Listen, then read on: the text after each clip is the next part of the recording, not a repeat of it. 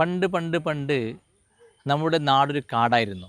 അതെ, ആദിമ മനുഷ്യൻ വസ്ത്രമില്ലാത്തൊരു കാലം. അന്ന് മരുന്നുകളോ ചികിത്സകളോ ഇല്ലാത്ത ആ പഴയ കാലം. ആ കാലത്തും മനുഷ്യർക്ക് രോഗങ്ങൾ ഉണ്ടാകാറുണ്ടായിരുന്നു. പക്ഷേ മരുന്നുകളില്ലാതെ അത് സുഖപ്പെടുമായിരുന്നു.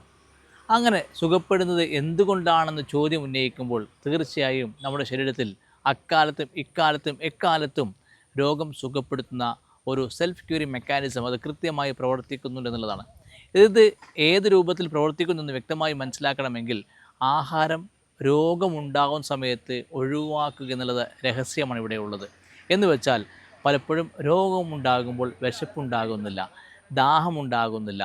ദാഹവും വിശപ്പും ഉണ്ടാകുകയാണെങ്കിൽ പോലും വളരെ കുറച്ച് മാത്രം വിശപ്പും കുറച്ച് മാത്രം ദാഹവുമേ ഉണ്ടാകുന്നുള്ളൂ. ഇതിനെ കൃത്യമായി മനസ്സിലാക്കി ആദ്യ മനുഷ്യൻ മരുന്നുകളൊന്നുമില്ലാതെ രോഗങ്ങളെ അഭിമുഖീകരിച്ചിട്ടുണ്ടാകുമെന്ന് നമുക്ക് ഊഹിക്കാം. ഏതായാലും ഇതേ ശരീരം തന്നെയാണ് പണ്ടും മനുഷ്യർക്കുണ്ടായിരുന്നത്.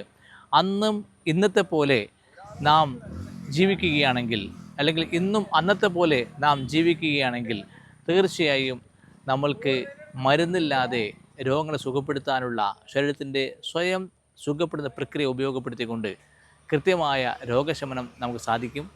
ആ രൂപത്തിൽ ഒരു ആരോഗ്യമുള്ള ജീവിതം നയിക്കാൻ ഈ ഒരു തിരിച്ചറിവ് അത്യാവശ്യമാണെന്ന് മാത്രം പറഞ്ഞ് എൻ്റെ വാക്കുകൾ അവസാനിപ്പിക്കുന്നു. Thank you.